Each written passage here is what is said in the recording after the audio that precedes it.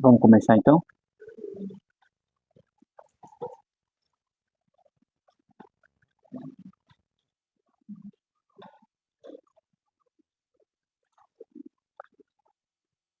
Bom dia, Pai do Senhor. Vamos orar para a gente começar a nossa aula? Pai, nós te agradecemos por mais esse dia, mais essa oportunidade de nós estarmos aqui para falar da sua palavra, que mais uma vez o Senhor esteja no nosso meio, nos dando a direção daquilo que o Senhor quer que nós venhamos a compreender e que, acima de tudo, o Senhor nos ajude para que a gente possa praticar a tua palavra na nossa vida, no dia a dia, que nós possamos, Senhor, estar no centro da tua vontade, de acordo com a tua palavra. É o que nós te pedimos em nome de Jesus. Amém. Vamos seguir então o nosso tema. Tá calor um pouco hoje, né? O problema é que se ligar esse negócio aí faz um barulho que não dá para ouvir quase nada. Então, vou ter que segurar um pouquinho aí o calor e daqui a pouco esfria. Não sei como. É mais provável esquentar, né? Mas é que eu tô querendo deixar vocês mais calmos. Entendeu? Tá, então, a gente vai seguir aqui o nosso tema. A gente está nessa série aí de trazer temas fundamentais para a nossa fé. O primeiro tema que a gente falou foi sobre a igreja, né? O que é a igreja? Então, nós vimos que a razão de ser da igreja, ou a missão da igreja, ela é tríplice. E quais são aí esses pontos da missão da igreja? O primeiro é adorar a Deus, né? Como a gente viu. O segundo é edificação dos seus membros. E o terceiro aspecto da missão tripla da igreja é a pregação do evangelho. O evangelho todo para o homem todo. Então a gente viu... Seria isso? Peraí.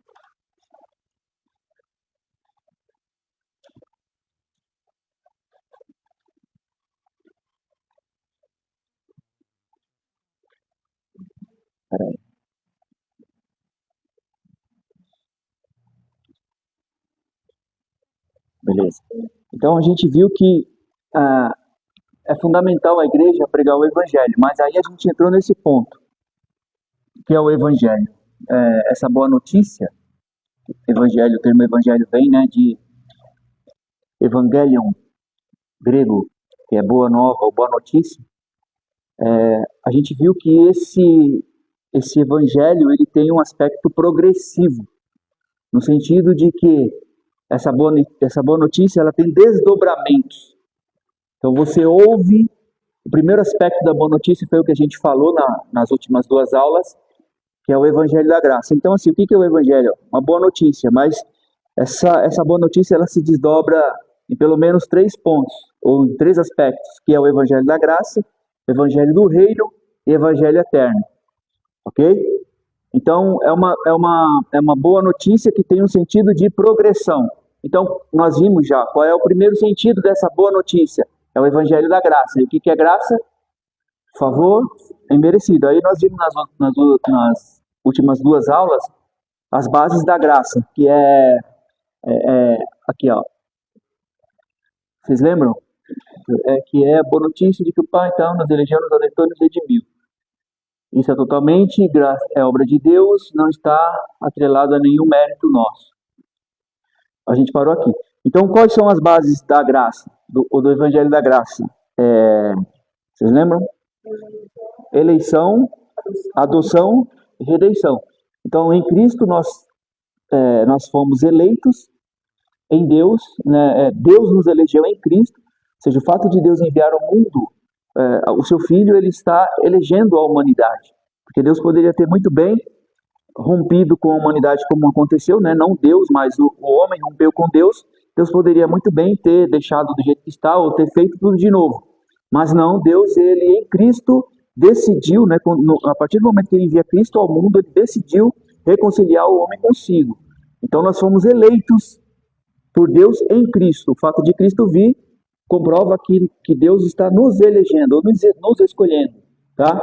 Deus escolheu quem? Deus escolheu alguns para salvar?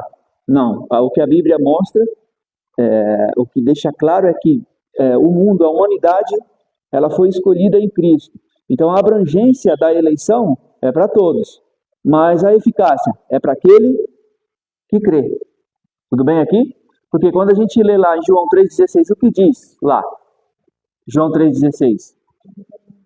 Deus amou o mundo de tal maneira. Então a abrangência é para todos, mas a eficácia é para aquele que crê, que recebe o sacrifício do Filho. Ok? Então, em Cristo nós fomos eleitos, nós fomos também adotados. Aí a gente trouxe o conceito de adoção, que Paulo usa esse termo, que era recorrente nos tempos dele, para falar da adoção, que aquele que é adotado, a adoção ela é irrevogável. Então, a gente não pertencia à família de Deus, aí a gente volta para outro tema, a gente não pertencia à família de Deus, nós estávamos caminhando a passos largos para um destino longe de Deus, a partir da decisão de Adão e Eva, porque eles são nossos representantes, certo? Toda a humanidade descende de Adão e Eva, então as decisões que eles tomaram afetaria toda a sua descendência. Então, por conta disso, nós estávamos caminhando para um destino longe de Deus. Nós não fazíamos parte mais do plano e nem do projeto, nem do propósito, nem da família de Deus. Mas Deus, motivado pelo seu amor, nos adotou. Quer dizer, agora nós fazemos parte da família dele. E o nosso irmão mais velho é Cristo. E foi o sangue do nosso irmão mais velho que fez com que nós entrássemos, fizéssemos parte da família que agora Deus está construindo. Então nós somos irmãos porque nós temos uma aliança de sangue. Sangue de quem? De Jesus. Então nós somos irmãos porque o nosso sangue, o sangue que corre na minha veia, que corre na sua veia, é o mesmo sangue de Cristo que verteu por nós. Então por causa de Cristo nós fazemos parte dessa família. Nós fomos adotados por Deus. A gente não fazia parte, mas agora nós fazemos parte da família dele. E a gente viu que nesse conceito de adoção, todo o passado daquele que era adotado era esquecido. Então a sua família antiga esquece. A sua vida no passado esquece. Então a nossa família do passado era a família do pecado. A gente estava vivendo de uma forma ao qual todas as nossas atitudes e ações nos levavam para quê? Para o pecado. E o pecado nos afasta de Deus. Então nós estávamos afastados de Deus, mas agora nós nascemos de novo. Nós nascemos de novo e nascemos onde? Na família de Deus. Então, o que vale é a partir do nosso nascimento para frente. O que passou, passou. Então esse é o sentido de eleição. E última, redenção. O que é redenção? Também é um termo usado nos tempos lá do Evangelho lá na Palestina, do primeiro século. Redenção está relacionada a uma compra. Tá no sentido assim, é um escravo que ele é escravo e ele, para que ele pudesse comprar sua liberdade, ele teria que pagar um alto preço. Então ele teria que, de alguma forma, conseguir recursos para pagar a sua liberdade. Então quando a Bíblia fala que Deus nos redimiu, quer dizer que Deus nos comprou. Nos comprou. Pagou o preço que nós devíamos. Porque trazendo assim para o nosso contexto, é como se a gente tivesse um boleto impagável. Você tem que pagar uma dívida, mas você não tem como. Por mais que você viva 300 anos, você não vai conseguir pagar essa dívida. A sua dívida é muito grande. Então o que Deus faz? Deus paga essa dívida por você. Fala, você tinha uma dívida, mas me dá aqui o seu boleto. É o que diz lá em Filipenses 2, que fala que Jesus pegou o nosso escrito de dívida e cravou ele na cruz. O que ele está falando com isso? Nós tínhamos um escrito de dívida. Nesse escrito estava tudo aquilo que nós devíamos. Mas o que Jesus fez com a sua morte na cruz? Ele pegou esse escrito e cravou nela. Quer dizer, ele pagou o preço. Quando ele diz tetelestai, está consumado. Quer dizer, está pago, está feito. Então isso é o sentido de redenção ou redimir. Deus nos comprou também pelo sangue de Cristo. Então, essas são as bases do Evangelho da Graça. Então, o primeiro estágio do Evangelho é o evangelho da graça, ou seja, essa boa notícia de que Deus em Cristo nos redimiu, nos adotou e nos resgatou, ok? Esse é o primeiro sentido dessa notícia que é progressiva, que tem desdobramentos. Então esse é a primeira notícia. E isso é importante a gente saber que é totalmente obra de Deus, não está atrelado a nenhum mérito do ser humano. A gente leu nesse texto aqui que a salvação é um presente, é um dom que Deus dá para a humanidade, não depende do que eu faço, não depende do que eu possa dar para Deus, não depende de nada, nenhum mérito meu. Todo o sentido da graça de Deus é mérito de Cristo. Então não há nada que eu possa fazer que vai fazer com que Deus seja favorável a mim e fala, não, ele é muito bom, ele faz muitas coisas, então eu vou salvar ele. Quem pensa assim está pensando equivocadamente. Por quê? A graça é um presente que Deus dá de graça para qualquer pessoa que quiser. O que cabe a nós nisso aqui é dizer sim para Deus. É falar, eu quero ser salvo, eu quero viver com Jesus, eu quero estar com Deus. E aceitar e crer em Cristo. Então é isso que nós precisamos fazer. Tá? Aí muitas pessoas falam, né, que o fato da gente dizer sim para Jesus é como se a gente estivesse produzindo a nossa própria salvação. O pensamento mais calvinista vai nesse sentido. Mas é equivocado esse pensamento. Por quê? Aí eu trouxe aquela ilustração, né, do mendigo que está na estrada, na beira da estrada, está lá mendigando. Aí aparece alguém, desce de um carro bem chique, com uma mala com 100 mil reais e oferece para ele, olha, tá aqui, ó, tem 100 mil reais, eu estou te dando isso para você mudar de vida. O que o mendigo precisa fazer? Não é? Ele só precisa falar, eu quero, estender a mão e pegar o presente, falar, eu quero mudar de vida.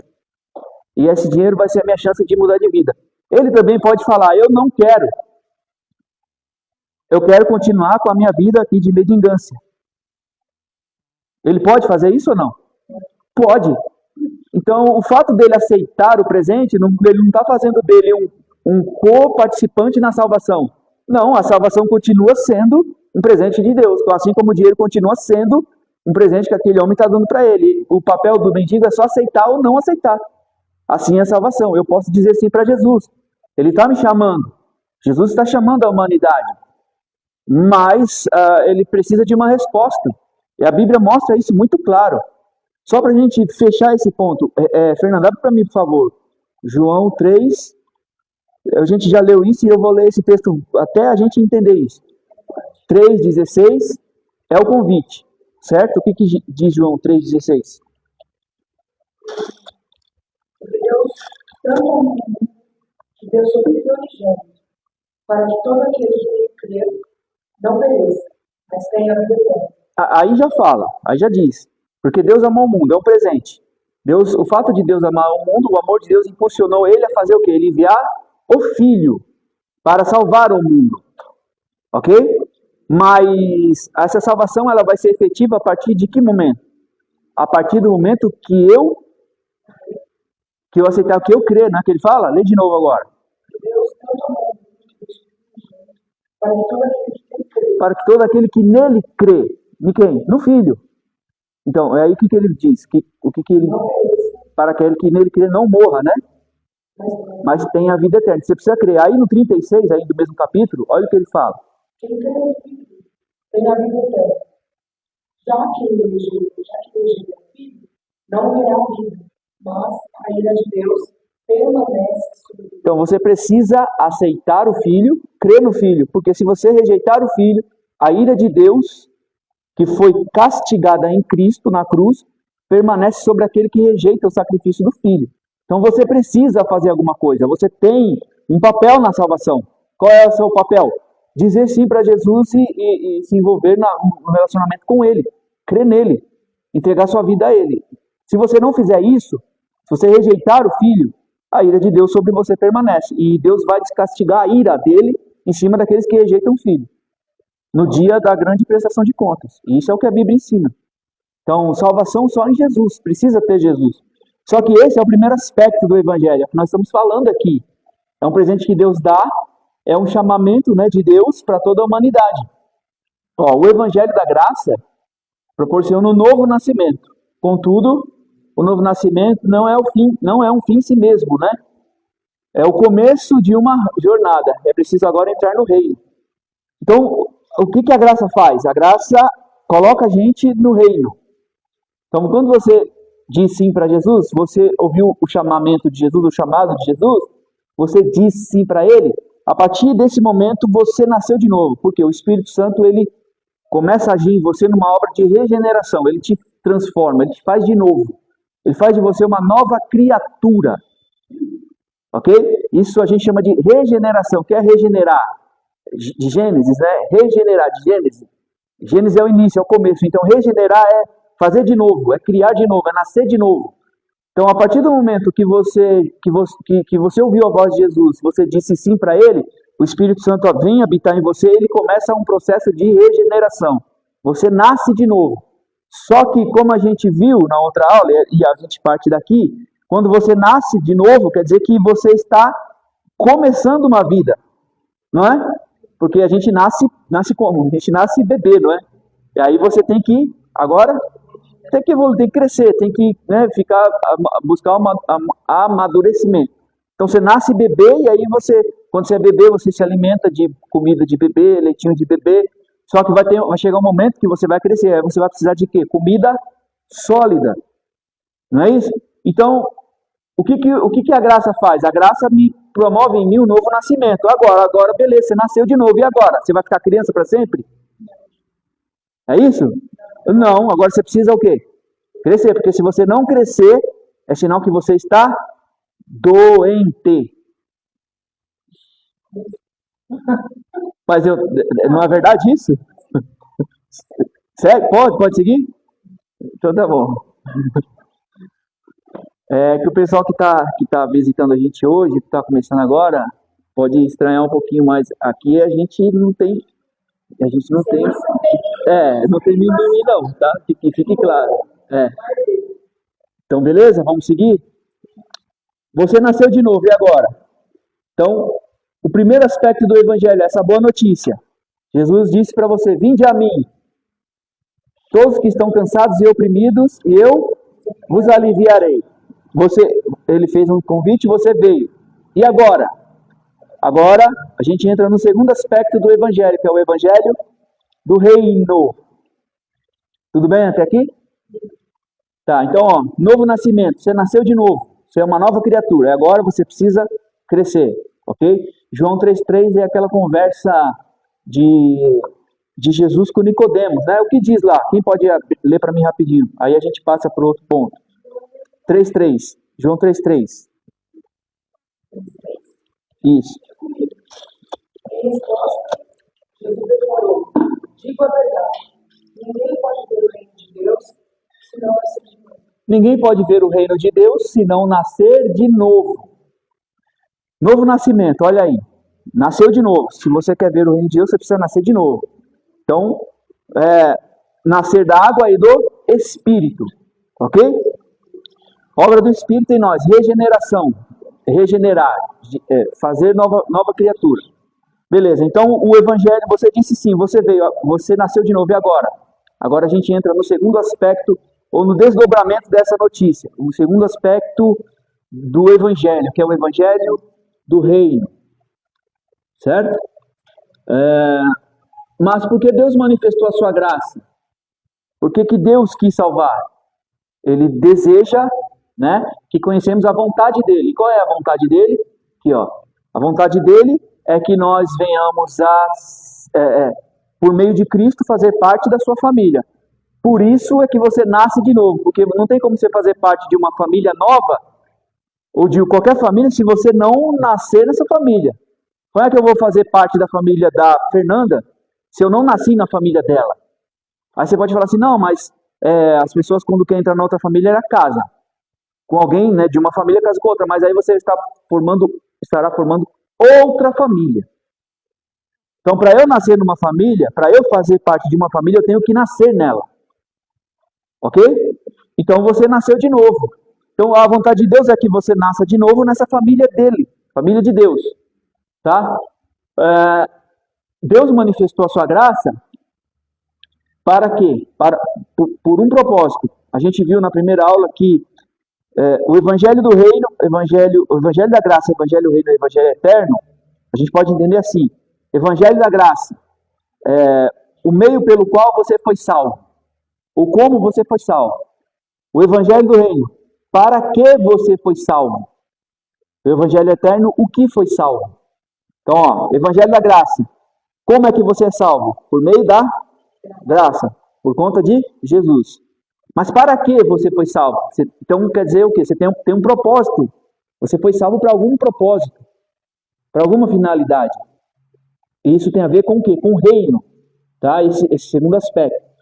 Ó, ao passo que o apóstolo Paulo diz ter como objetivo principal do seu ministério dar testemunho do evangelho da graça, Paulo é que mais falou sobre a graça, como a gente viu, Cristo já diz que o objetivo principal do seu ministério é dar testemunho do evangelho do reino. Ele diz isso onde? Em Lucas 4,43. Ele, porém, diz: também é necessário que eu anuncie a outras cidades o evangelho do reino de Deus, porque para isso eu fui enviado. Então Jesus tem uma missão: trazer o evangelho do reino. Mas o que Jesus prega está mais nesse aspecto, ou nesse desdobramento do evangelho, que é o quê? A gente ser útil no reino de Deus. Tá? Porque o evangelho do reino tem mais sentido. Lembra que a gente leu lá no começo que nós precisamos ser operantes e produtivos? Naquele texto de Pedro, nós fomos salvos para quê? Para que nós possamos ser operantes e produtivos. Então Jesus vai trazer mais esse aspecto. Ele é a videira, né? Nós somos os ramos, e os ramos precisam dar frutos. Precisamos dar frutos. O Evangelho do Reino é o chamado a um novo estilo de vida, a uma nova ordem de coisas. É só relacionar e pensar: você nasceu de novo, não nasceu? Agora, você precisa de ter uma nova vida. Você precisa ter uma nova forma de existência, agora a partir da cosmovisão de Cristo. Ou seja, a partir de Cristo, você precisa agora desenvolver uma nova vida. Só que essa vida precisa ser na perspectiva e na cosmovisão de Cristo. Ou seja, você precisa se mover no mundo assim como Cristo se moveu. Você precisa enxergar o mundo com os óculos de Cristo. Ver como Cristo, agir como Cristo. Porque esse é o propósito, esse é o sentido. Porque se não é para ser assim, a gente não pode ser chamado de cristão. Por que você é cristão? Vocês já pensaram nisso? Por que nós somos cristãos? Essa é a hora que vocês respondem. Por quê? Por que nós somos cristãos? Porque a gente crê em Cristo. Beleza, mas é só crer em Cristo? Porque só crer está relacionado ao quê? Ao evangelho da graça. Não é só crer. Tem uma coisa a mais que a gente precisa fazer. Isso aí, já estamos entendendo, né? É o chamado ao novo estilo de vida, a uma nova ordem de coisas. Enquanto que a graça nos alcança, nos elege, nos adota e nos redime, a graça me alcançou. Como eu disse, fomos eleitos, fomos adotados e fomos redimidos. Isso é obra do que? Da graça. Esse primeiro aspecto do evangelho. Mas, como eu disse, existe um sentido de progressão. Você precisa progredir, né? O reino nos proporciona, o reino nos reposiciona para andarmos em novidade de vida. Então você entrou no reino. E agora? Agora, ali nesse reino, você vai ser reposicionado. Você vai assumir uma nova forma de vida e uma nova forma de agir. E ali você vai ter muitas responsabilidades. Uma nova missão. Boa essa palavra. Então, a graça nos coloca dentro do reino. Você ouviu o convite, você veio. Você chegou. E agora? Você está dentro. E agora? O que eu faço agora? Jesus. A graça nos coloca dentro do reino de Deus. E nesse reino, somos chamados à prática das boas obras, da santificação e da renúncia. Você é discípulo agora. Você agora nasceu de novo. Você precisa dar fruto. E você precisa praticar as boas obras. Por quê? Lembra que eu falei que nós fomos salvos para um propósito? Graça, o meio pelo qual você foi salvo. Reino, o propósito para o qual você foi salvo. E para que eu fui salvo? Efésios 2, 10, se eu não me engano. Quem pode ler para mim, por favor?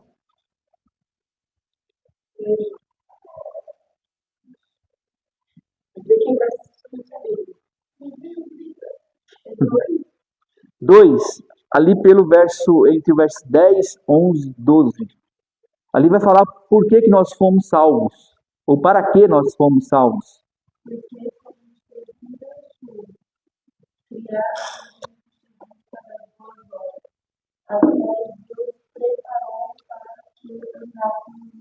Nós fomos criados em Cristo Jesus para as boas obras, porque elas foram preparadas por Deus para que nós andássemos nela, no que? Nas boas obras. Então você foi salvo para as boas obras. Observe, você não foi salvo por causa das boas obras, mas para as boas obras. Ok? Que isso fique claro. Ó, assim a graça não me custa nada. Por que não me custa? Porque é um presente que Deus dá. E um presente, como eu falei na outra aula, e é de graça, é um presente. Aí eu dei um exemplo que teve gente que não gostou, então eu não vou falar de novo esse exemplo que eu falei dos pais, né? Que normalmente os pais, só os pais mesmo que ganham presente, mas normalmente é ele que compra o presente. Teve alguém que não gostou desse presente. Não gostou desse exemplo, mas então eu não vou falar ele de novo, tá? Mas então, a graça é o quê? É um presente, então não vai me custar nada. Para mim, mas para Cristo custou. Certo? Não custa para mim, porque o que cabe para mim nessa questão aqui, dizer sim. Então a graça não vai me custar nada, porque é um presente. Mas no reino vai me custar tudo. E ambos são estágios do mesmo evangelho. Por que vai me custar tudo? A Bíblia vai responder para a gente. Quem pode ler esse texto aqui de Lucas 14, do 25 ao 35? Eu quero que alguém leia bem calmamente para a gente entender. Por que vai me custar tudo eu estar no reino de Deus?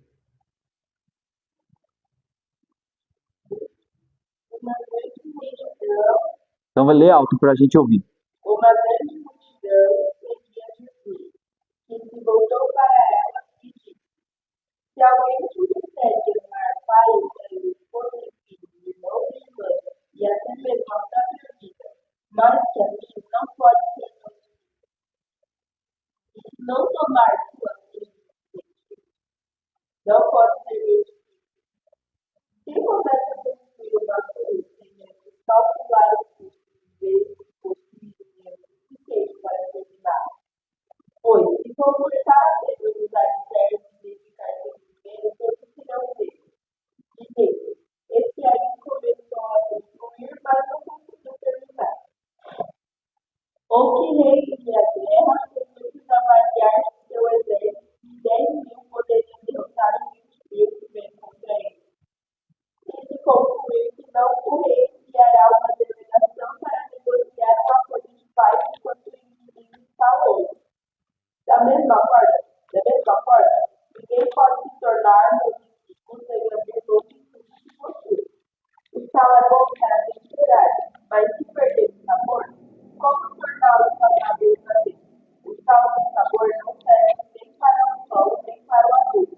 É jogado fora. Quem é capaz de ouvir, ouça com atenção. E aí, o que vocês me dizem desse texto aí?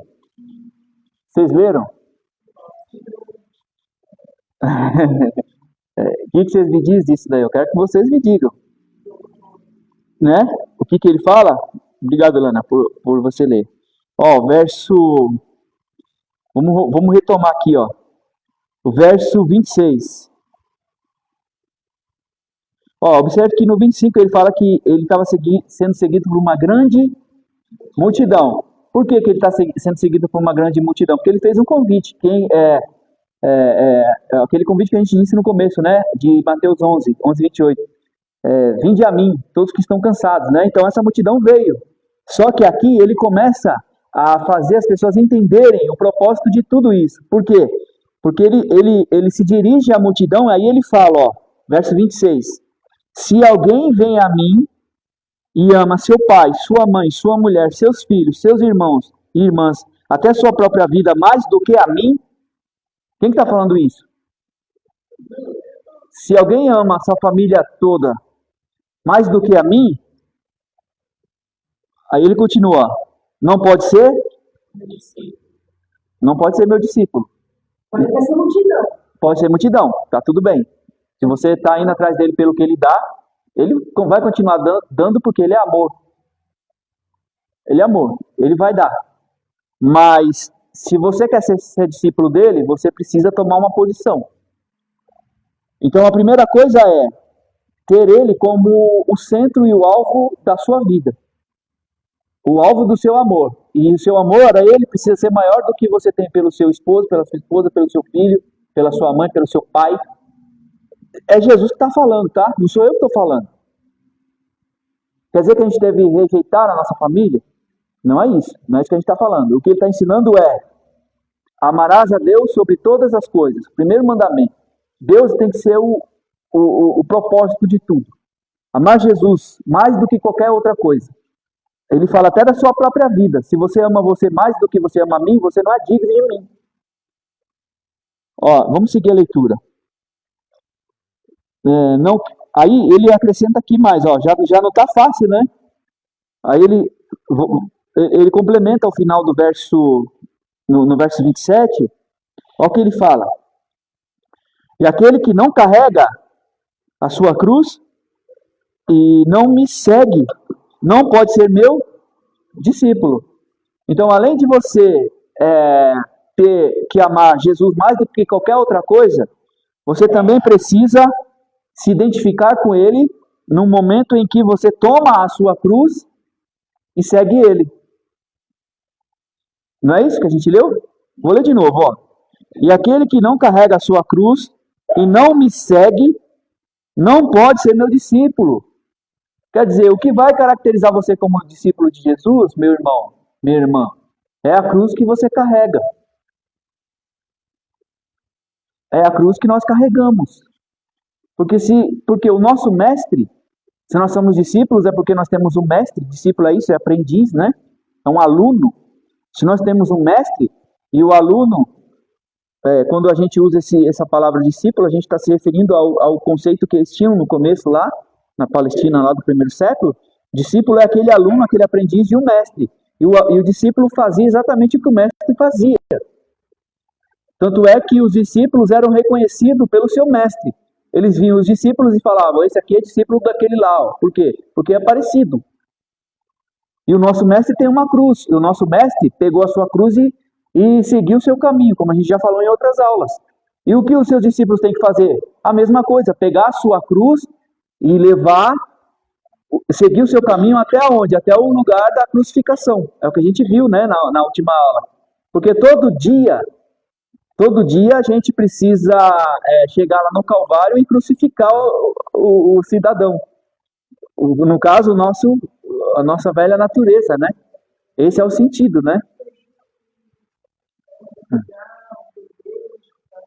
Exatamente, a gente vai ver. O que é carregar a cruz? Tem esse sentido de negação, de negar-se a si mesmo. Porque a gente vai ver aqui, no outro texto, né, Lucas, mais para trás, 9 e 23, ele vai falar, o discípulo precisa carregar a cruz, negar-se a si mesmo e seguir Jesus. Certo? Mas vamos continuar a leitura aqui, porque tem mais coisa para a gente tirar daqui. Ó. Aí ele diz, porque a gente está procurando responder essa pergunta, ó. Por que no reino, ou ser discípulo vai custar tudo? A gente já está vendo que vai custar. Não vai custar? Vai custar. Mas a graça não me custa nada, exatamente. O convite não te custa nada. Por quê? Ele te chamou, você agora está na multidão. Só que ele se dirige à multidão e faz um outro convite. Qual é esse outro convite? Venham ser os meus discípulos. Porque o discípulo não vai seguir Jesus pelo que Jesus dá. Porque a relação do discípulo com o mestre, com Jesus, Se ele é discípulo, vai além do que Jesus dá. Porque se Jesus não dá nada, você continua sendo discípulo. Você não vai deixar ele por isso.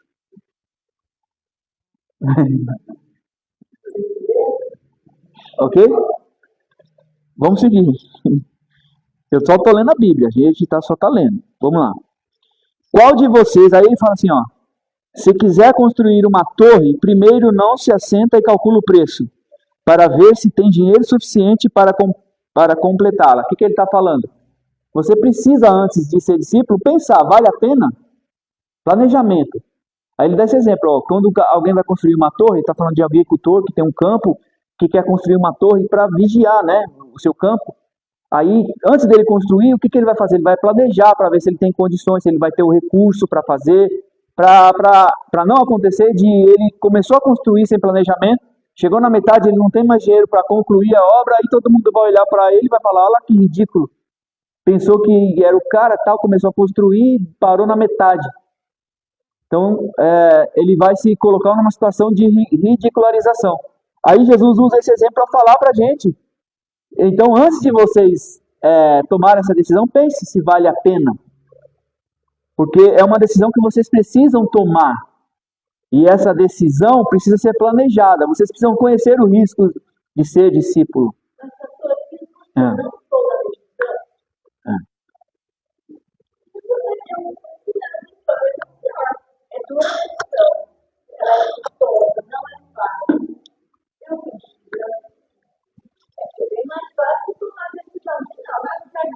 É bem mais fácil viver na Disneylândia Gospel. É bem mais fácil viver na Disneylândia Gospel. Entendeu? Mas se quer se tornar... Então, mas ele está contando isso para dizer, não para que a gente não tome uma decisão, mas ele está dizendo que a decisão que a gente tomar, ela vai nos custar muitas coisas, mas no final, porque o preço do discipulado é esse, no final, o que nós temos como promessa? Deles, vida eterna, de ele estar com a gente todos os dias. Porque ele prometeu para a gente, ele falou, olha, nesse mundo vocês vão ter aflições. Vocês têm uma cruz para carregar, e a cruz nunca é coisa boa. Cruz sempre vai me remeter ao quê? Sofrimento, dor, angústia, renúncia. Mas no final, eu prometo para vocês, eu venci o mundo, e porque eu venci, e vocês são meus discípulos, vocês também vão vencer. A promessa é essa, de estar com ele. Então por isso que ele fala, pensa aí, será que, porque a decisão que vocês tomarem vai afetar a vida toda de vocês. Ele já deixou claro, vocês precisam me amar acima de qualquer coisa. Acima de qualquer coisa. Vocês precisam me amar. Mas se vocês tomarem essa decisão, eu estarei com vocês. Mas vamos continuar que ainda vai ficar mais legal. Ó, aí ele diz assim, ó, ou qual é o rei que, pretendendo ir à guerra contra outro rei, primeiro não se assenta e pensa se com 10.000 homens é capaz de enfrentar aquele que vem contra ele com 20.000. Se não for capaz, enviará uma delegação enquanto o outro ainda está longe e pedirá um acordo de paz. Aqui ele está falando assim, enquanto que no primeiro sentido dele fala para a gente pensar, na primeira parábola, que é do construtor da torre, ele tá, aqui nessa segunda parábola, ele complementa dizendo assim, você vai ter que tomar uma decisão. Você vai ter que tomar uma decisão de um jeito ou de outro. Por quê? Porque o rei aqui, ele está sob a ameaça de uma guerra. Então ele tem que pensar, será que vale a pena eu ir com meus 10.000 soldados nessa guerra? Ou é melhor eu enviar um emissário ou um diplomata e tentar negociar a paz com ele lá? Então ou você vai para a guerra ou você envia alguém para fazer um acordo de paz, mas uma decisão você vai ter que tomar. Porque se você não for para a guerra, se você não quer ir para a guerra, então você vai ter que fazer um acordo de paz. Normalmente esses acordos, assim, aquele exército maior, ele vai exigir de você o pagamento de um imposto. Tudo bem, eu não vou matar os seus soldados, não vou tomar sua cidade, mas você vai ser meu vassalo, você vai pagar imposto para mim, porque é assim que funcionava. Israel foi por tanto tempo vassalo de Roma, tinha que pagar os impostos. Então, tudo bem, eu não vou, eu aceitei aqui os seus emissários, não vou invadir sua cidade, não vou destruir você, mas você vai pagar imposto. Ok, ele vai se submeter a isso, o rei. Ou então, ele vai para a guerra, vamos para a guerra, mas provavelmente o exército adversário vai vencer ele, e muita gente vai morrer nessa história. Então, alguma decisão você vai ter que tomar, e não é decisão fácil. Nenhuma das duas. Vocês estão entendendo? A cara de vocês tá legal. Hã? Tudo bem? Então vamos lá. É.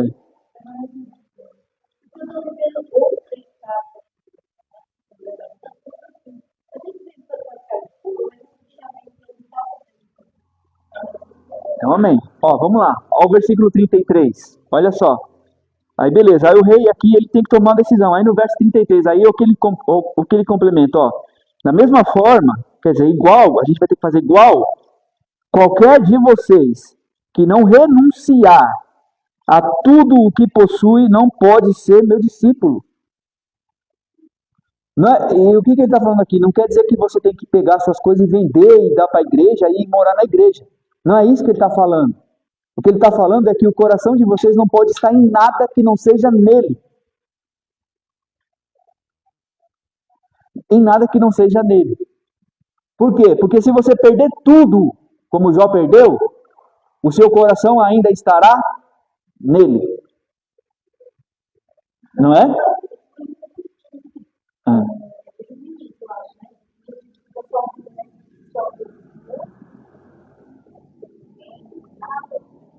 Assim, vamos entender isso que você está falando. Não é que a gente fica sozinho. Por quê? Porque nós temos uma família agora. Nós não fazemos parte de uma nova família. Nós temos muitos irmãos. Nesse sentido, nós temos muitos irmãos. Mas o sentido que ele está trazendo aqui é que a gente não pode amar qualquer outra coisa, colocar colocar como objeto do nosso amor qualquer outra coisa que não seja Cristo. Tá? Não é que a gente vai estar sozinho, ele está conosco, nós temos outros irmãos que provavelmente estarão na mesma condição que a gente. Não sei se é isso que eu estou falando, que você está perguntando, ou então você pode complementar o que você está falando, se eu entendi.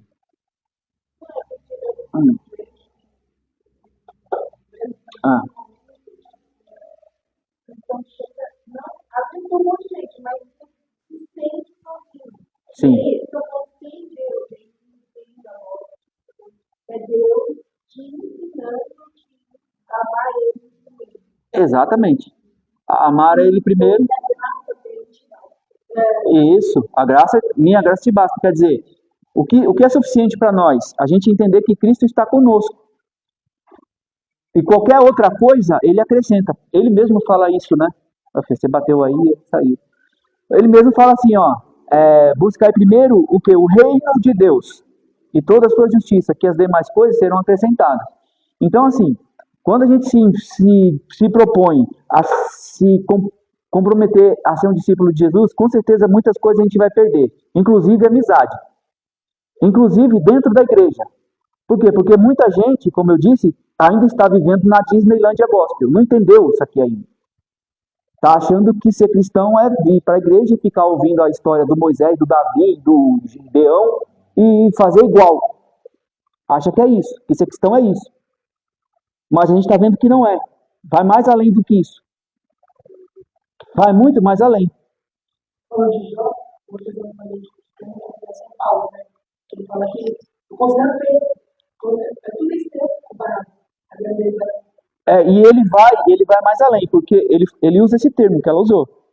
Tudo em relação ao que eu tenho em Cristo, a minha vida com Ele, tudo, as demais coisas, para mim, são com esterco.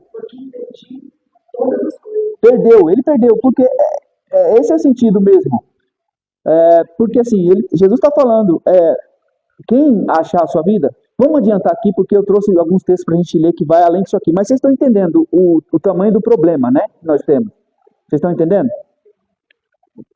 Vocês têm ainda a oportunidade de sair. Porque vocês, a partir daqui, vocês não vão ter mais desculpa para não ser discípulo. Tudo bem? Como diz minha mãe, o pior. Então, beleza, então, porque assim, a gente tem a opção também de continuar vivendo no Play Center Gospel. Tá tudo bem. Ó, Princípio tem que renunciar tudo. então, só que assim, a gente tem que entender isso, renunciar, tá? Vamos tentar, vamos imaginar isso aqui, ó. Renunciar não é que a gente tem que abrir mão das nossas coisas, tá? Ah, vou deixar meu emprego agora, vou deixar minha família, vou deixar minha casa. Não, eu sei. Não, eu entendi. Eu só tô pegando essa sua fala para a gente esclarecer isso. O que você falou tá corretíssimo, é o que a gente tem que fazer. Renunciar. Só que a gente, essa palavra, ela sofreu uma semântica negativa. Porque tem muitos exploradores que jogam essa questão para falar, você precisa abrir a mão de tudo. Então pega suas coisas e traz para cá para a igreja, porque você não precisa disso. Então, não é nesse sentido, tá? Da exploração, ok? Renunciar é o quê? É você colocar Cristo como o objeto, o centro do seu amor, da sua devoção, da sua vida. Você precisa amar Ele acima de qualquer outra coisa. Acima da sua família? Acima. Acima do seu trabalho? Acima. Acima da sua vaidade? Acima da sua hipocrisia? Acima. Acima de tudo. Ok? Agora, quando a gente ama Deus nesse nível, que não é fácil, a gente tem, por isso que a gente precisa crescer. A gente precisa crescer. Por que crescer? Porque a gente tem que alcançar esse nível de maturidade. E esse nível de maturidade não é simples, não é fácil. Por quê? Porque a gente tem outras opções aí fora. A gente tem outras opções de um evangelho mais fácil, mais tranquilo, mais light, que você não precisa abrir mão de nada, que você não precisa renunciar a nada, que você só é alvo da bênção. Tem também esse evangelho. Ok? Mas, como a gente está vendo, renunciar é o quê? É você abrir mão. Abrir mão de qualquer outra coisa e amar, ter Deus ter Cristo como seu objeto de amor, acima de qualquer outra coisa. E para isso a gente vai abrir mão de muitas coisas, inclusive de amizades. Não só, né? No trabalho, por exemplo, a gente às vezes, né, se depara diante de uma situação que você tem que fazer certas coisas e aí? A política, por exemplo. Na política, o cara, ele é cristão, ele entra lá com boas intenções. Mas se você não jogar o jogo dos caras lá, você é queimado. Aí você precisa decidir, você quer continuar sendo o servo de Deus ou você quer se deixar levar? Porque se você se deixar levar, tá tudo bem, vai ser fácil, você vai ter.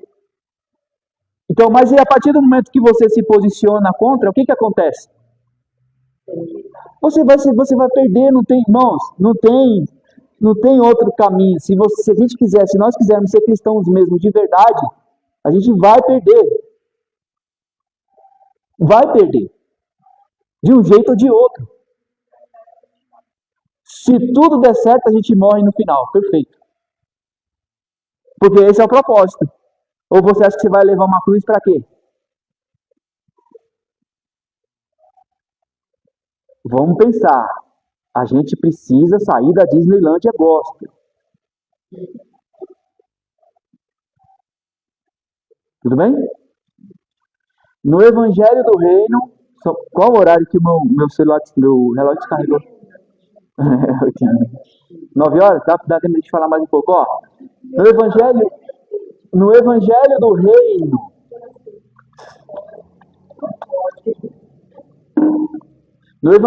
Reino, somos chamados ao discipulado. E o ápice no Sermão do Monte de Mateus 5, proferido por Jesus aos discípulos e não à multidão. E o ápice, né? E o ápice. Então, olha só, a gente acho que falou um pouquinho disso na semana passada. Vocês já leram o Sermão do Monte? Mateus 5, 6 e 7? Vocês já leram que como a coisa ali fica mais complicada ainda para nós, que somos discípulos? Por quê? Porque no Sermão do Monte, olha só como é interessante. Lê para mim, por favor, Fernando, se você está aberto aí. No finalzinho de Mateus 4.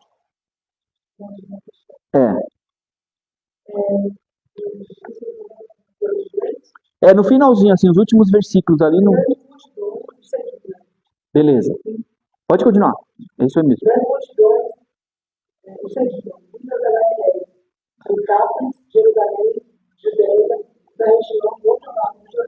beleza, ó, Jesus estava sendo seguido por uma grande multidão, como ela leu, certo? Isso é no final do capítulo 4. Agora, no começo do capítulo 5, leia, por favor. Vendo as multidões, Jesus subiu ao monte, se assentou, seus discípulos aproximaram-se dele, e ele começou a ensiná-los, dizendo: Só até aí, olha só, Jesus está seguido pela multidão. Aí ele vê a multidão, sobe no monte, junto com quem? Com seus discípulos. E aí, junto dos seus discípulos, ele começa a ensinar o sermão da montanha. Então, o sermão da montanha é ensinado para quem? Para a multidão ou para os discípulos? Para os discípulos. E o que ele diz? Eu resumo, não precisa ler porque é o capítulo todo. O que ele diz? Aí ele começa ali a estabelecer o que é a ética do reino de Deus. Aí ele fala assim: vocês ouviram dizer que Moisés dizia que aquele que adulterar com a mulher do próximo, aquele que adulterar, ele comete pecado? Eu, porém, vos digo que aquele que olhar para uma mulher com um pensamento impuro, já está pecando. Então, Jesus, ele inverte as coisas aqui, por quê? Porque agora não é mais o que você faz. Agora é o que você é. É o que você é, não é o que você faz agora. Por quê? O adultério é o quê? Você, para ser considerado pecado, você tinha que consumar o ato lá. Jesus está dizendo que não é mais assim. Agora, o fato de você olhar e desejar já está denunciando a sua natureza decaída, que você não nasceu de novo. Então, se você já olhar e já desejar, você já está pecando. Então, está relacionado ao quê? Agora, o que você é não é mais o que você faz. Mas ele está ensinando isso para quem? Para a multidão ou para os discípulos? E aí ele vai falando. Ele vai falando muitas coisas. Aí ele chega nesse sermão que ele fala assim: se alguém bater no seu rosto, te insultar, bater no seu rosto. Acha esse verso aí, se alguém... 11, lê por favor. Bem-aventurados vocês quando por minha causa, por insultarem os perseguiram.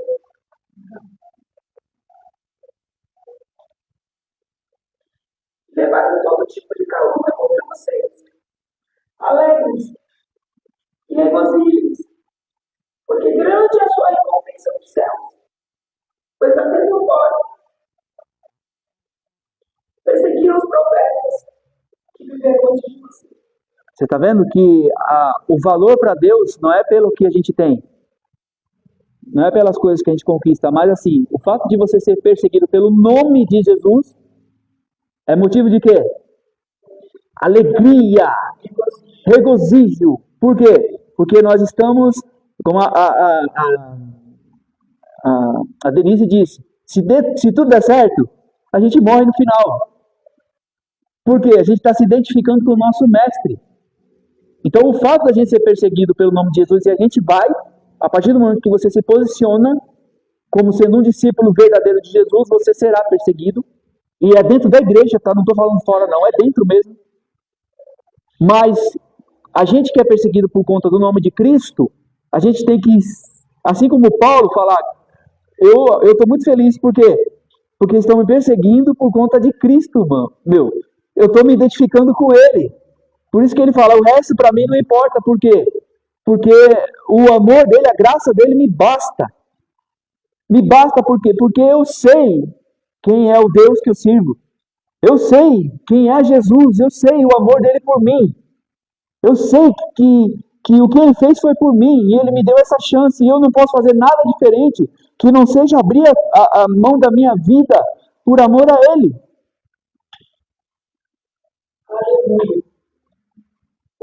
Porque quando a gente entende o amor de Deus por nós, qualquer dessas coisas desse mundo perde valor. Tudo perde o sentido. Por quê? Porque o amor de Cristo é suficiente para suprir tudo aquilo que nós precisamos. Então, se você quer ser discípulo de Jesus, você tem que entender isso. A gente vai perder assim, em um sentido, mas a gente vai estar ganhando tudo. Vai estar ganhando tudo. Porque Jesus, irmãos, em uma perspectiva a gente está perdendo, mas na perspectiva que vale para nós, a gente está ganhando. Jesus o que Deus fez por nós em Jesus é que a gente ainda não entendeu a dimensão disso. A gente ainda não entendeu, mas um dia a gente vai entender o amor de Deus por nós. E a gente não vai querer outra coisa que não seja Jesus na nossa vida. A gente não vai querer outra coisa a não ser amar Jesus, estar com Jesus. É por isso que eu não aceito. Eu não aceito, não vou aceitar, e eu falo isso aqui na live. Eu não aceito de pessoas que passam 1 hora, 2 horas, 3 horas falando de qualquer outra coisa e não falando de Jesus, do amor de Jesus por nós. Eu não aceito isso. Por quê? Porque é Jesus que morreu por mim. Jesus que carregou a cruz por mim. Jesus que sofreu a ira de Deus por mim. Foi Jesus. Deus quer me transformar a imagem de Jesus. E por que eu não falo de Jesus? Eu tenho que falar, eu falo de qualquer outro personagem. E não falo de Jesus. Jesus é o centro. Tudo bem? Vamos voltar aqui. Ó, no Sermão do Monte, aí ele fala, como a Fernanda leu, vocês vão ser perseguidos, tal. E aí ele continua estreitando mais a coisa. Por quê? Por que ele estreita mais? Porque ele fala assim, ó, vocês vão ser perseguidos, vocês vão ser afrontados. Se alguém esbofetear você no rosto, a sua reação é devolver com um jab de direita. É isso que ele ensina? O que ele ensina? Então, aí é que tá, irmão. Aí é que é o problema. Como assim dar outra face de Jesus? Esse Jesus não é crente não, eu acho. Porque na perspectiva nossa, não é assim que funciona. Quando alguém me bate no rosto, o que eu tenho que fazer? Eu tenho que devolver. Mas o que ele está falando aqui? Eu não quero entrar no mérito dessa questão no sentido de um tapa literal, tal. Bater no rosto e oferecer outra face, ele está querendo ensinar o quê? Que a sua reação diante de certas coisas tem que ser uma reação que surpreenda quem está provocando aquilo. Diferente. Então, a nossa reação Aí ele fala assim, ó, se alguém obrigar você, ainda aí no capítulo, vocês continuarem lendo, vocês vão ver. Se alguém obrigar você a andar 1 milha, ande 2, quer dizer, a reação sua tem que ser uma reação ao contrário, ou diferente daquilo que a pessoa espera de você. Porque isso é ser discípulo. Ele fala assim, se alguém te pedir uma capa, ele vai falando, não lembro de tudo, tá? Mas ele vai falando assim, não dá só a capa não, dá também a túnica. Isso é o quê? Jesus ensinando a ética do reino de Deus. Para quem? Então, a gente vai perder ou não vai perder? Ser discípulo custa ou não custa? Custa. Por quê? Vamos ver mais, ó. O evangelho da graça é anunciado às multidões, mas em Mateus 5 diz que Jesus sobe ao monte e os discípulos sobem atrás dele, e então ele passa a proferir, bem-aventurados são vocês discípulos, que estão submetidos a uma transformação total, porque isso é transformação de vida. É o que Jesus propõe para a gente. Ele quer nos transformar. É por isso que é esse sentido de nascer de novo. Você nasceu de novo, agora você vai ser transformado numa nova pessoa. Você vai ser outro agora. Você vai ser uma outra pessoa, é uma outra forma de viver, é uma outra cosmovisão. Você agora não é mais aquele lá, aquele cara xarope, aquele... E eu falo isso me colocando, tá? Porque eu também não presto. Eu não valho nada, né? Eu até disse que tem um hino que fala isso, né? Vocês não gostaram muito desse hino, mas tem um hino que fala. Mas eu não presto. Tá aqui minha esposa e minha filha para dizer que eu não presto, para confirmar isso. Eu não presto. Entendeu? Então, eu não presto. Entendeu? Mas assim, qual que é o nosso desafio? Todo dia, a gente fazer o quê? A gente crescer nessa graça, nesse conhecimento de Deus e nessa transformação que o Espírito propõe para a gente. Transformação. Por quê? Porque Deus quer nos transformar à imagem de Cristo. Por isso que eu falo, cosmovisão. Você vai olhar o mundo agora como Cristo olhou. Você vai se mover no mundo agora como Cristo se moveu. E como é que Cristo se moveu no mundo? É só você olhar e tentar fazer igual. Não dá, eu sei que não dá. Em alguns momentos não tem como. Mas o que? A nossa vida é o quê? É uma vida de discipulado, de aprendizagem, de crescimento. A gente vai crescer. E cada dia a gente cresce um pouco mais no conhecimento da palavra de Deus. E à medida que a gente deixa que o Espírito transforme o nosso caráter. Porque é isso, é caráter. É o que você é agora. Não é o que você faz, é o que você é. O que você faz é aquilo que você é. Tudo bem? Vamos lá.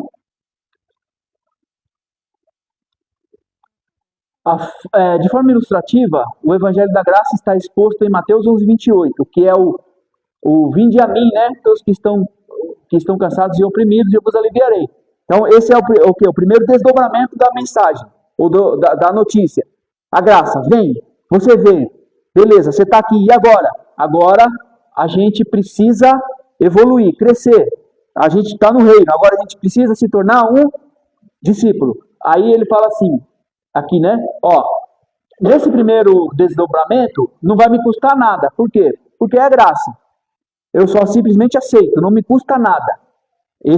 Só que esse é o primeiro aspecto.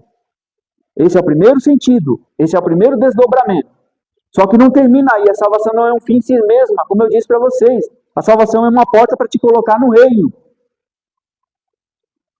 Qual é o problema? O problema é que a gente não entende o evangelho todo e a gente para aqui, nesse primeiro sentido aqui, ó. A gente veio até Jesus, a gente ouviu sim, a gente veio, e agora? Agora a gente vai continuar aqui se comportando como multidão. Se comportando como multidão, só buscando a Cristo pelo pão que ele pode multiplicar, pelo peixe que ele pode multiplicar, pelo vinho que ele pode transformar. Porque a partir do momento que não tem mais vinho, não tem mais peixe, não tem mais pão, aí eu deixo de seguir ele. Mas esse é comportamento de multidão. Achar que a salvação é um fim em si mesmo. Eu sou o centro do universo e a bênção de Deus veio para mim, para em mim. Só que não. Você é um canal da bênção de Deus para alcançar outras pessoas. A bênção de Deus, ela é bênção mesmo quando ela vem em você, passa por você e alcança outro. Não quando para em você. Porque quando para em você, significa que você não entendeu nada. Que nós não entendemos nada. Que nós continuamos o mesmo egoísta que a gente era antes de Cristo. Achando que a gente é o centro do universo e que tudo tem que ser da minha vontade, do jeito que eu quero. E a partir do momento que Deus não me dá, eu deixo Deus, eu vou procurar outra coisa. Ou eu deixo a igreja e vou buscar outra igreja que me dê o que eu quero. Isso é comportamento de multidão, só que você não foi chamado para ser multidão. Você foi chamado para ser discípulo. Discípulo. Você tem que sair da multidão. Já deu tempo de multidão para vocês. Já deu. Já deu esse tempo. Agora vocês precisam tomar, nós precisamos tomar uma decisão, como a gente leu lá em Lucas 14. Vamos lá.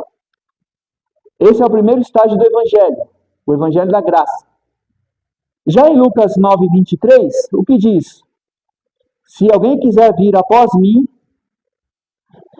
negue-se a si mesmo, tome cada dia a sua cruz e...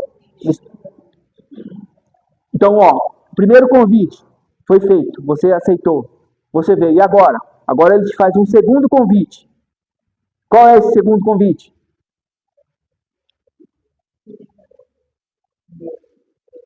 Tome. Observe que a cada dia. Por que cada dia? Por que cada dia? Porque é como a gente falou, no final desse dia, qual foi o final da caminhada de Cristo com a cruz? Ele pegou a cruz ali depois que ele foi condenado, foi açoitado, ele pegou a cruz e ele foi em destino ao Calvário. Não foi isso? Ele carregou a cruz até o Calvário, não foi? E o que aconteceu no Calvário? No Calvário ele foi crucificado, ele morreu, ele foi morto lá. Então o que ele fala? O que ele quer dizer pra gente? Quando ele fala isso?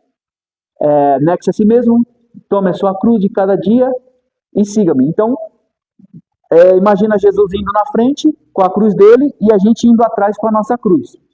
E quando chegar no final do dia, o que tem que acontecer? A gente tem que pegar, levantar a nossa cruz e ser crucificado nela. No sentido de que? Negue-se. E o que é o negue-se? Como já foi falado, negue-se primeiro o negue-se tem um sentido, esse primeiro sentido aqui, primeiro, a gente precisa amar a Jesus acima de qualquer outra coisa. Acima do amor que a gente tem pela nossa família, Jesus falou, não sei o que estou falando, é ele que está falando.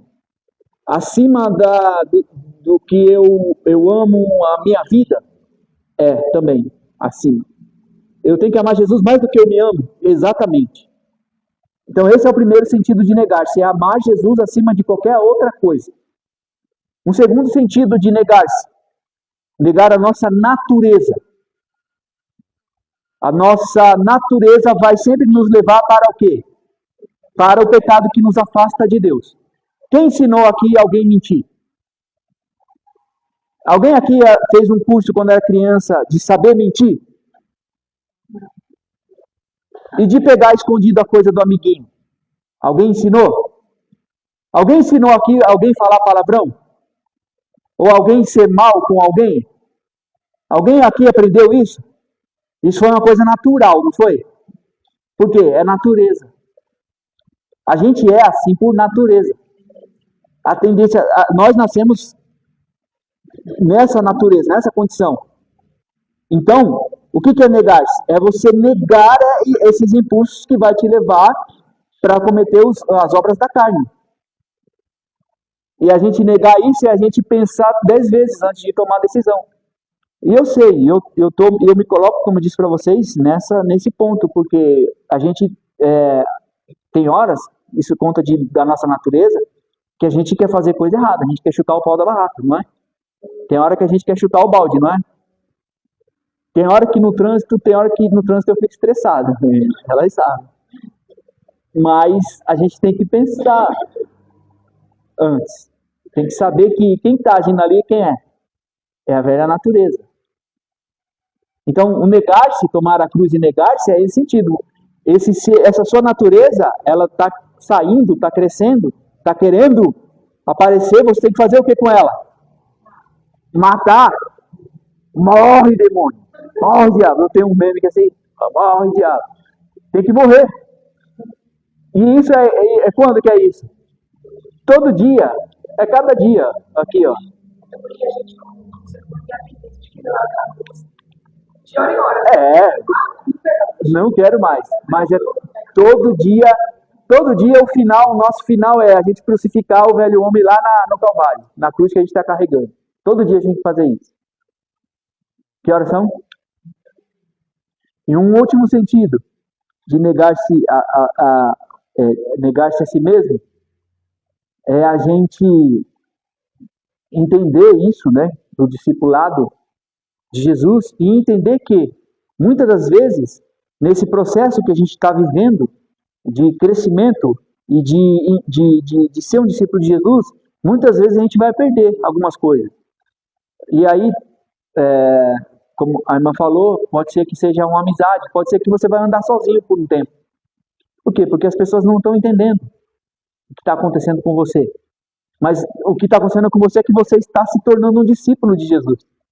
Você entendeu, você está chegando a um nível de maturidade que você percebeu que não é bem assim que as coisas funcionam.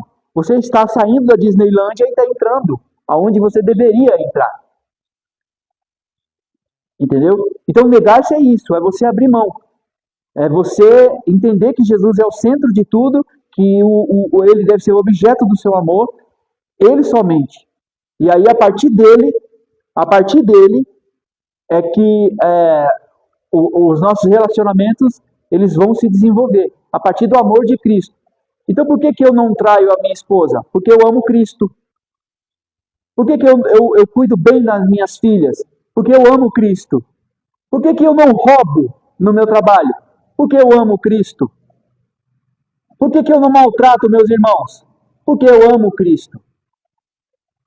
Por que eu não mento, eu não falo mais mentira como eu falava? Porque eu amo Cristo. Então o amor a Cristo deve ser a base de tudo. E os nossos relacionamentos vão se desenvolver a partir desse amor.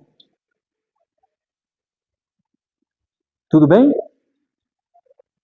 Então não é pelo fato, não, é porque eu amo Cristo, é por isso que eu faço o que eu faço. Ah, você ama Cristo por quê? Porque Ele te dá? Não, porque se Ele não me der nada, eu vou continuar amando Ele totalmente, da mesma forma. Por quê? Porque eu nasci nesse mundo, eu vim sem nada, e eu vou voltar sem nada entendeu? Eu vou morrer sem nada. Mas nesse período todo eu aprendi uma coisa, que Deus me amou e em Cristo Ele me salvou. Eu não merecia nada, eu era um traste que não valia um centavo, mas Cristo olhou para mim com amor e falou, não, eu quero você, vem comigo, vem viver comigo, eu vou te fazer entender quem você é e quem eu sou, e a partir daí se relacione comigo. E eu entendi isso, que eu não sou nada, Ele é tudo, e eu só existo por causa dele. Então Ele tem que ser louvado, Ele que tem que ser objeto do meu amor, da minha devoção. Qualquer outra coisa que tomar esse lugar, é porque a gente não entendeu isso. Então esse é o preço do discipulado. Tudo bem? Vocês querem perguntar alguma coisa? Vamos encerrar aqui. Vamos terminar aqui nesse ponto. Eu tenho esses textos aqui. Quantos minutos faltam? Então vamos fazer o seguinte, para a gente encerrar essa parte da aula. Vamos ler esses textos aqui, Esses textos aqui vai mostrar para a gente o preço do discipulado. E aí a gente vai para casa com esse barulho aqui. A gente tem que tomar uma decisão. Que decisão a gente vai tomar? Vamos ler. Então, cada um abre um texto que a gente consegue ler. Então, primeiro alguém abre. Todo mundo abre. Aí a gente lê na sequência. Então, o primeiro texto é Mateus 10, do 38 a 39. O outro vai abrir Mateus 16, 24 a 25. O outro vai abrir Marcos 8, 34 a 35. O outro, Lucas 14, 27. E o outro, João 12, 26. Cada um vai ler um desses textos. Aí, quando alguém estiver lendo, vocês prestem atenção. Tá?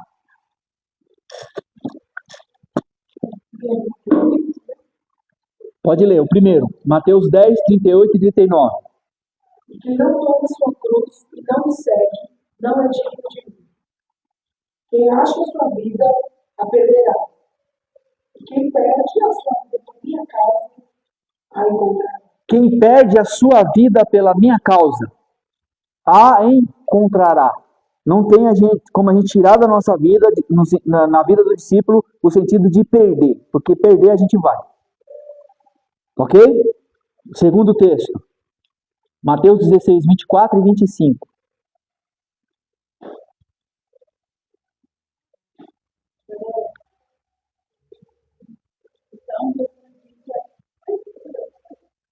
Não. Mateus 10. Agora é o Mateus 16, 24 e 25.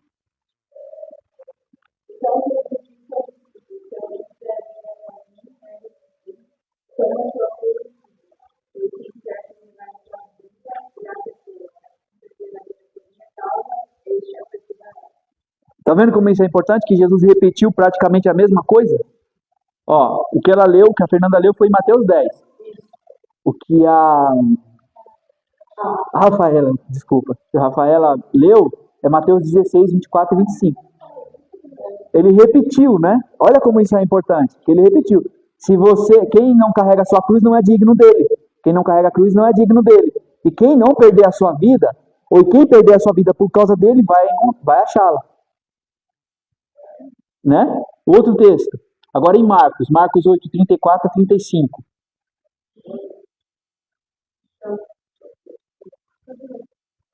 Chamando aqui a multidão por seus discípulos, se alguém quiser vir após mim, negue-se a si mesmo, tome a sua cruz e siga, porque qualquer que quiser salvar a sua vida, perderá, mas qualquer que perder a sua vida por amor de Deus, do Evangelho, esse a salvará. Perder a sua vida por amor de mim e do Evangelho. Esse vai salvar. Nós só estamos lendo, ok? Agora Lucas 14, 27.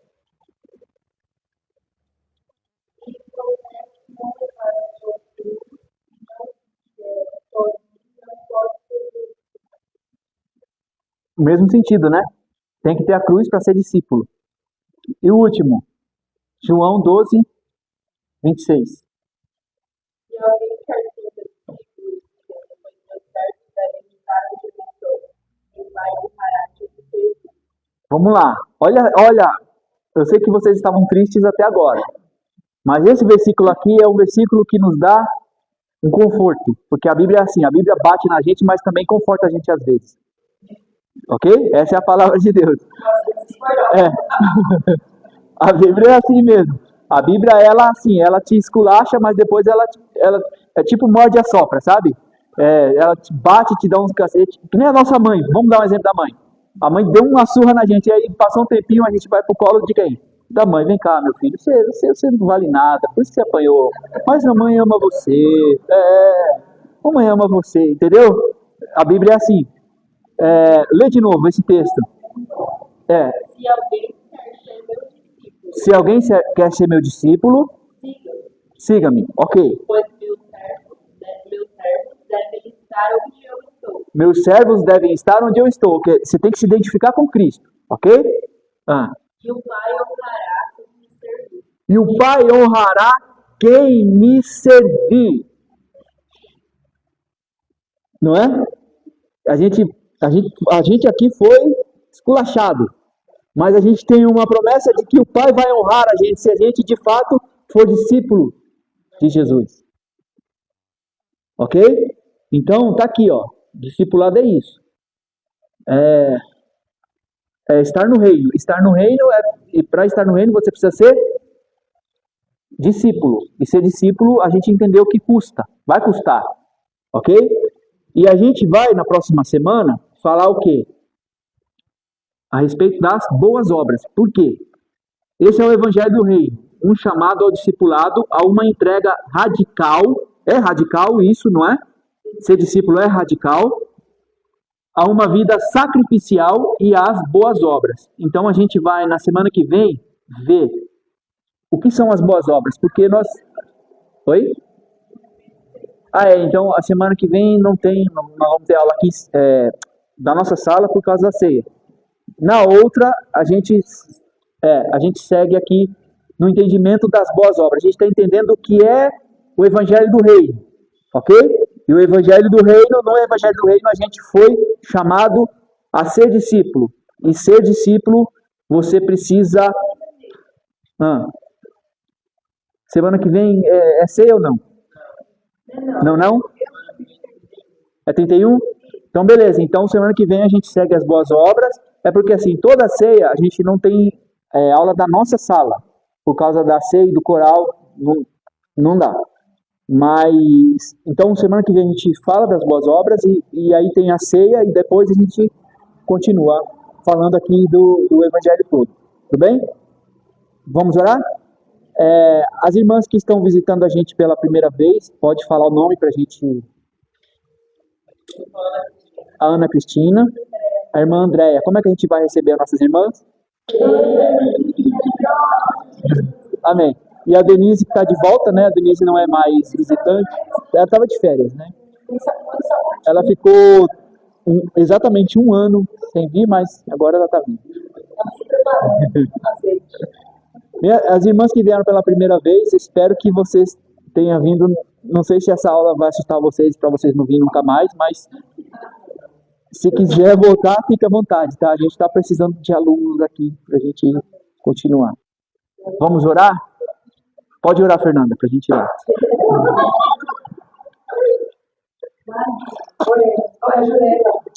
Jurema. Olha, Senhor meu Deus, nós te agradecemos, Pai, por essa oportunidade.